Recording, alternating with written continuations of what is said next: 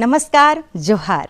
ढोल मांदर कार्यक्रम में आप सभी का स्वागत है। जैसा कि आप सभी जानते हैं, प्रकृति के अनुसार ही संस्कृति का विकास होता है और संस्कृति का सर्वोत्तम उपादान है संगीत। संगीत में समाहित है गायन, वादन और नृत्य। हमारा यह झारखंड प्रदेश गीत और संगीत से भरा हुआ है। गीत संगीत के बगैर झारखंड निष्प्राण है। यहाँ के लोगों का चलना ही नृत्य है और बोलना ही संगीत है। आज आपके बीच इस कड़ी में हम लेकर उपस्थित हैं नागपुरी लोकगीत एवं नृत्य। इस गीत में माता सरस्वती की वंदना की गई है। माता सरस्वती विद्या की देवी हैं और वो लोगों के जीवन में शिक्षा का प्रकाश फैलाती हैं और अशिक्षा के अंधकार को दूर करती हैं। आइए देखें इसी भाव के साथ इस गीत एवं नृत्य को, जिसे प्रस्तुत कर रहे हैं दीना सिंह एवं उनके साथी कलाकार।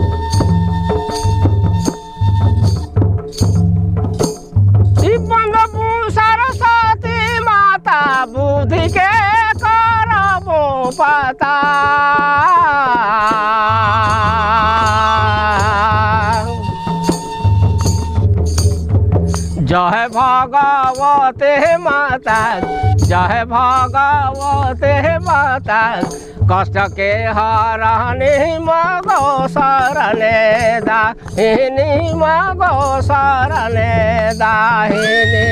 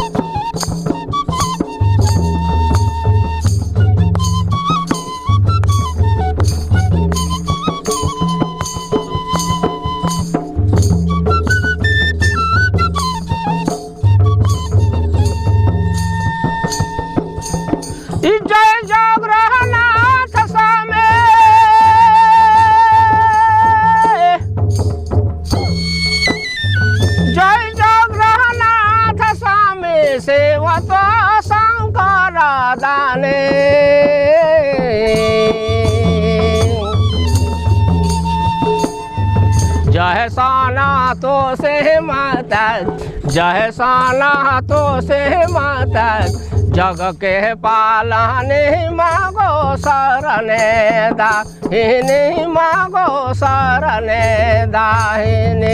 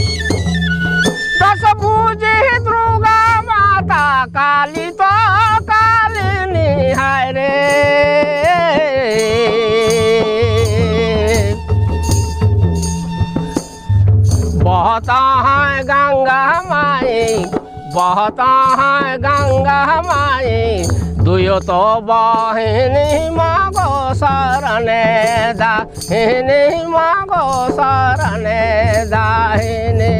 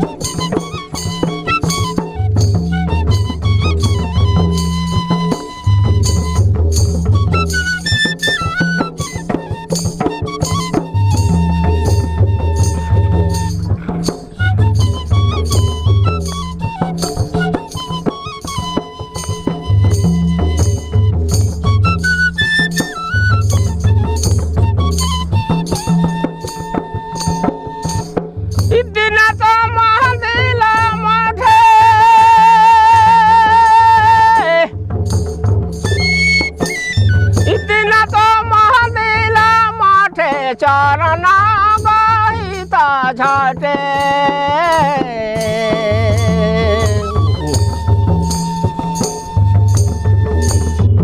जय राजा रपहमाय के,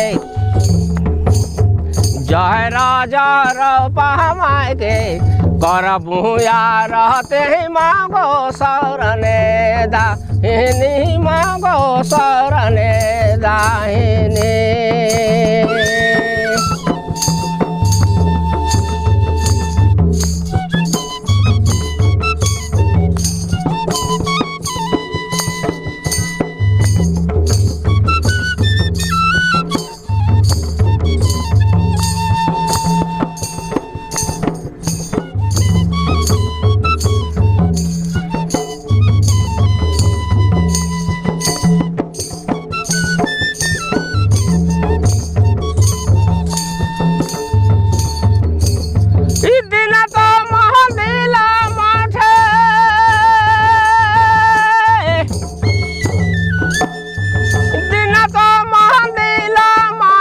चरना गहिता झटे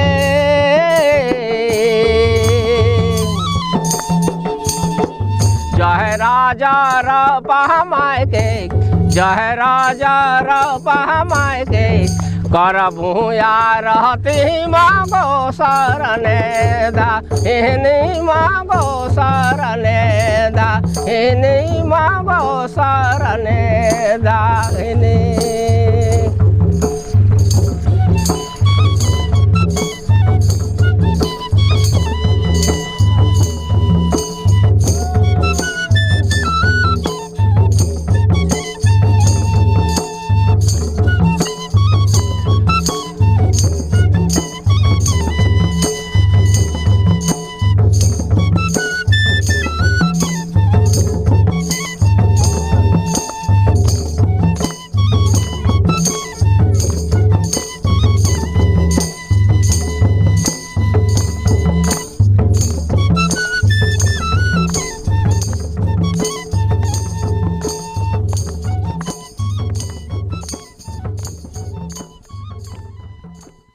धन्य है यह झारखंड की माटी, इसने अनेकों वीरों को जन्म दिया है। वीर विरसा, ठाकुर विश्वनाथ शाही, नीलांबर पीताम्बर जैसे अनेकों वीरों को जन्म दिया और ये वीर शहीदों ने अपनी माटी के लिए हंसते हंसते अपने प्राणों की आहुति दे दी, अपने प्राणों का बलिदान दे दिया। आइए देखें इस गीत एवं नृत्य को।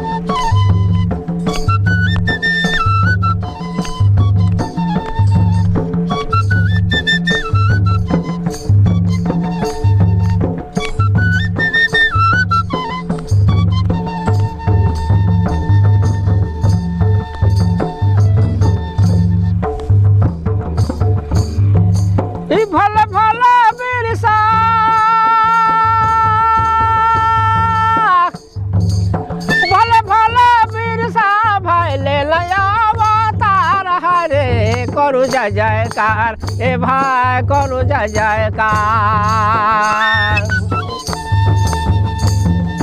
झारखंड कर सोना माटी रखल बाँचाय, आवला अंग्रेज संगे करके लड़ाई। झारखंड कर सोना माटी रखल बाँचाय, आवला अंग्रेज संगे करके लड़ाई।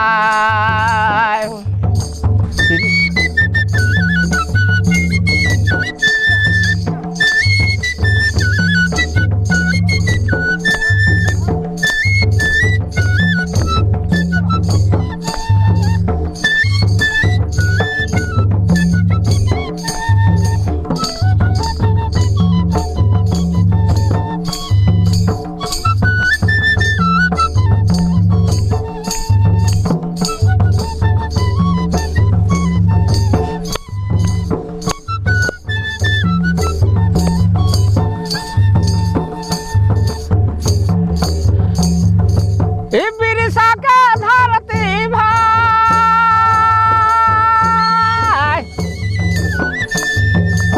बिरसा के धरती भाई कतना महान है, मने भरल शान, अरे मने भरल शान।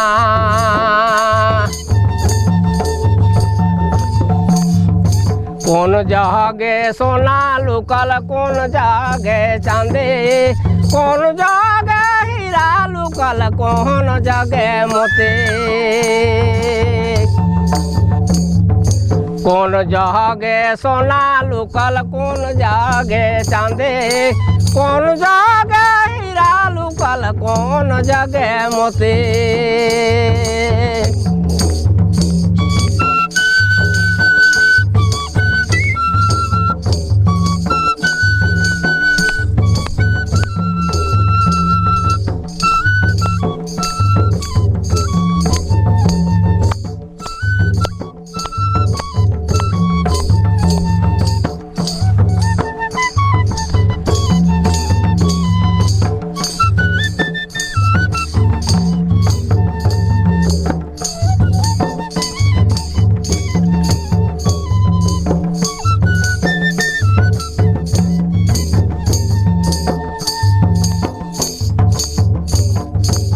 बिरसा के धरती भाई,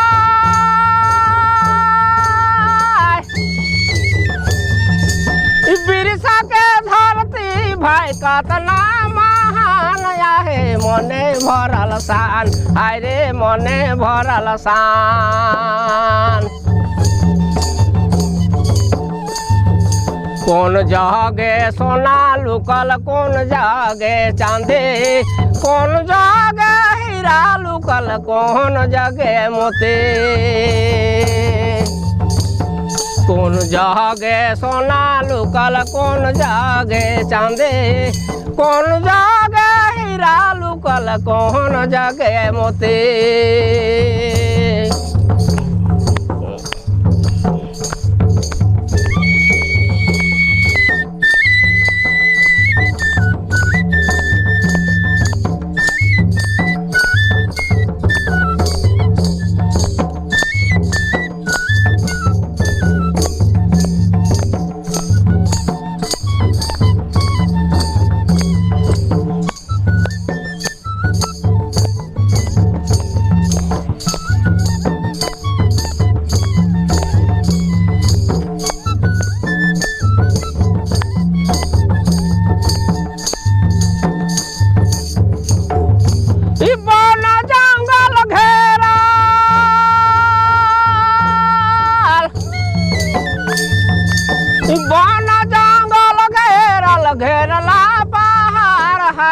घेरल कोयली नदी, ए भाई घेरल कोयली नदी।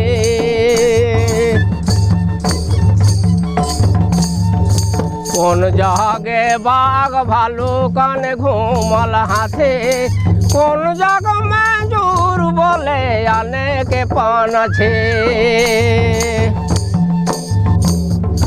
कौन जगे बाघ भालू कन घूमल हाथी, कौन जग में जूर बोले के पान छे।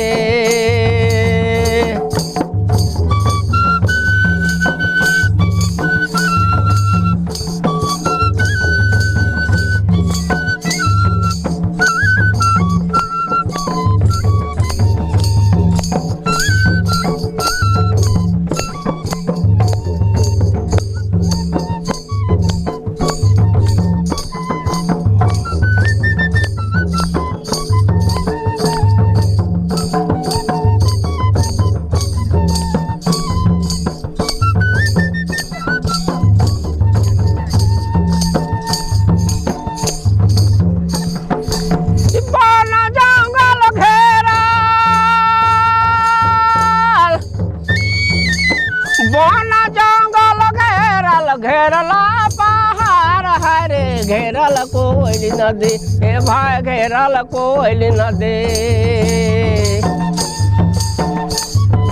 कौन जागे बाघ भालू कौन जागे हाथी कौन जग में जोर बोले आने के पान छे। कौन जागे बाघ भालू कौन घूमल हाथे कौन जग में जोर बोले आने के पान छे।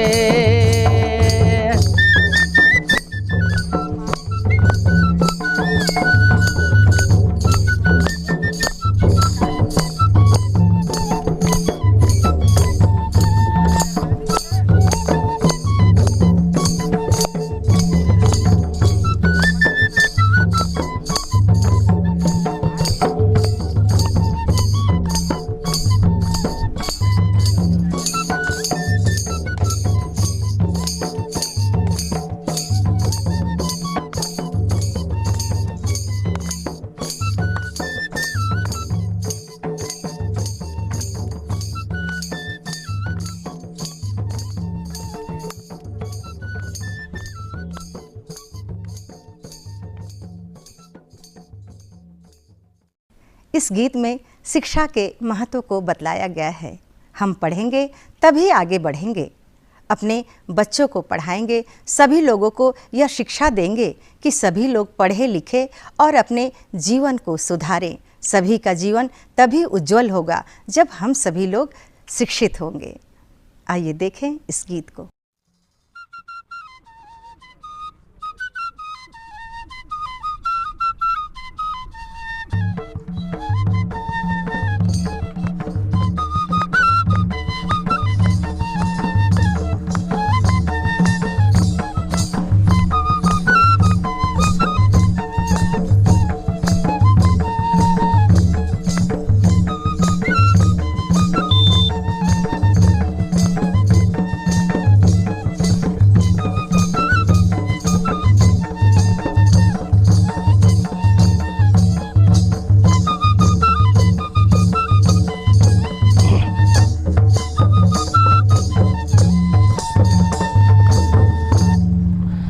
जब जहाँ मिली सुधी पढ़ी लिखी पावब बुद्धि ना है रे आगे रे बढ़ब आगे बढ़ब चढ़ब तो ऊपर ना है रे आगे रे बढ़ब आगे बढ़ब चढ़ब तो ऊपर।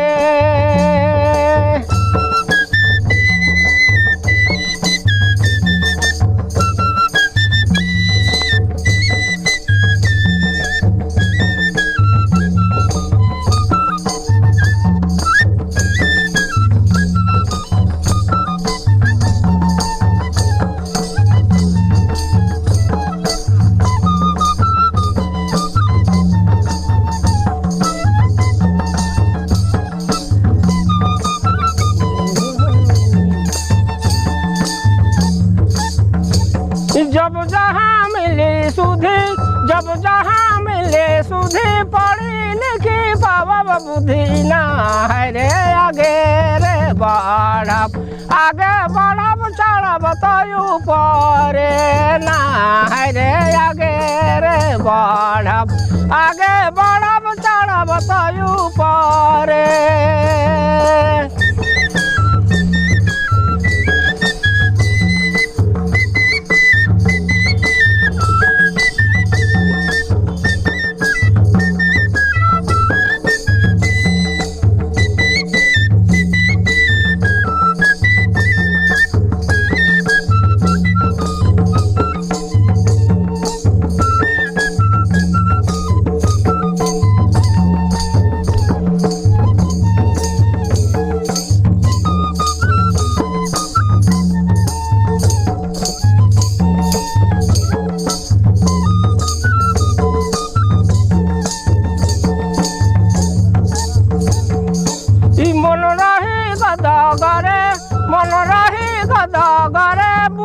शिक्षा भरपूर ना है रे सुख रे शांति सुख शांति अति तया पारे ना है रे सुख रे शांति सुख शांति अति तया पारे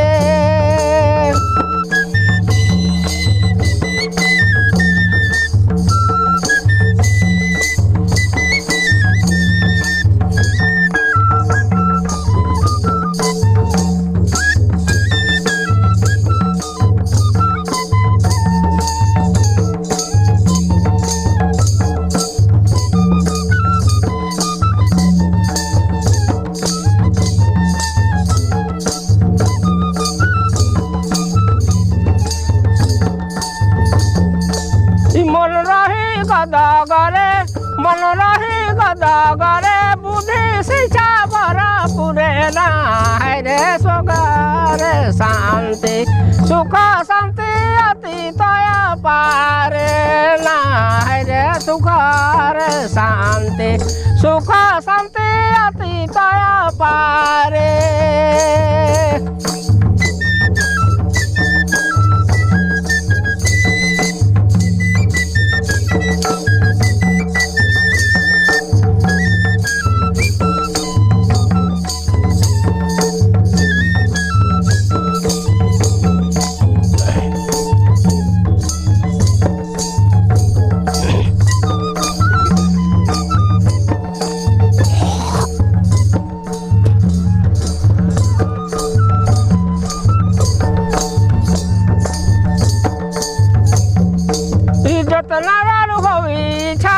जतनारू होई इच्छा छवा मने बाबा शिक्षा ना है रे शोभा रे बड़ी शोभा बड़ी शोभित संसार ना है रे शोभा रे बड़ी शोभा बड़ी शोभित संसार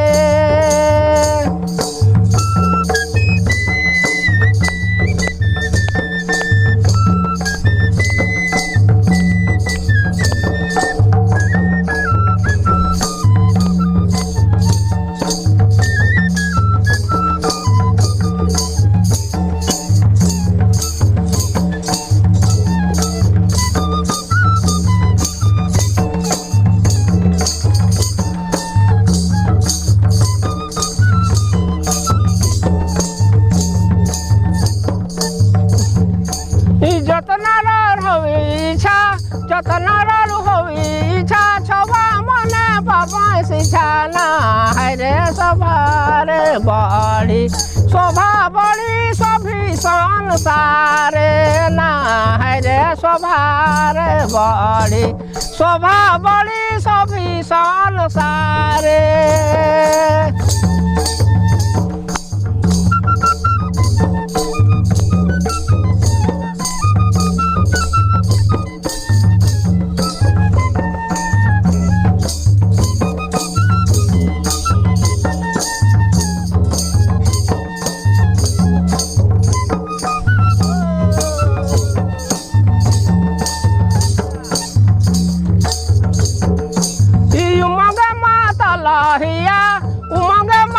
लाहिया बड़ी जदिन सुख दिया ना है रे दिना जे कहाँ है दिना कहाँ पड़ू घर घर ना है रे दिना जे कहाँ है दिना कहाँ पड़ू घर घर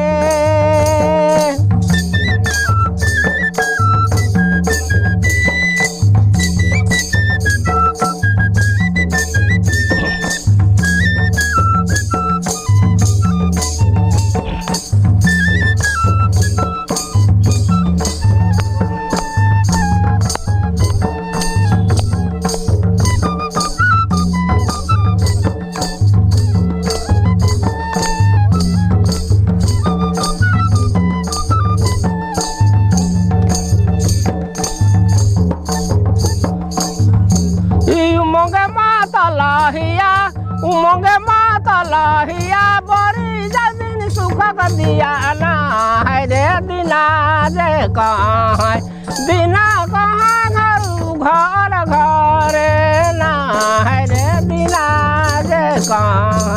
बिना कहाँ पढ़ू घर घरे।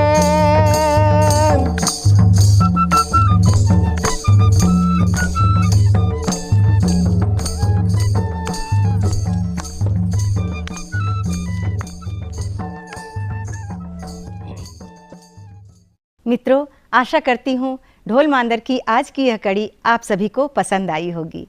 कार्यक्रम की अगली कड़ी में फिर आपसे मुलाकात होगी। तब तक के लिए दीजिए आज्ञा पूनम सिंह चौहान को। नमस्कार, जोहार।